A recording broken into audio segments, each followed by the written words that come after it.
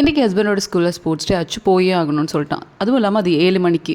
So அதனால் morning ஏர்லியாக வந்துருச்சு breakfast எல்லாம் செஞ்சு சாப்பிட்டுட்டு கிளம்பிட்டோம். நானும் அச்சுவும் போகிற வழியில் வந்துட்டு அச்சு அவங்க ஸ்கூலில் பண்ண பெயிண்டிங் எல்லாம் காமிச்சிட்டு இருந்தாங்க. அவங்க கிளாஸ்மேட்ஸ் பண்ணதெல்லாம் அப்படி இப்படின்னு 7:30 கிட்ட ஆகிடுச்சு. கரெக்டாக மார்ச் 1 தான் ஸ்டார்ட் பண்ணியிருந்தாங்க. எப்படியோ போய் ஜாயின் பண்ணிட்டோம் நாங்களும். அப்புறம் ஈவெண்ட்ஸு கல்ச்சுரல்ஸ் அது இதுன்னு நிறையா பார்த்துட்டு அச்சு வந்து மறுபடியும் பசிக்குதுன்னு சொல்ல ஆரம்பிச்சிட்டேன். ஏன்னா மார்னிங் சரியாக சாப்பிடல, ரொம்ப ஏர்லியாக சாப்பிட்டதுனால.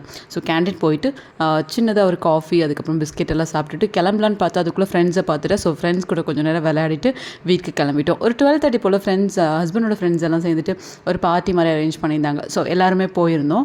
ரொம்பவே ஜாலியாக ஃபன்னாக இருந்தது. எல்லாருமே நான்வெஜ் இதில், நான் மட்டும்தான் வெஜிடேரியன். நிறைய டைம் இந்த மாதிரி தான் எனக்கு நடக்கும்.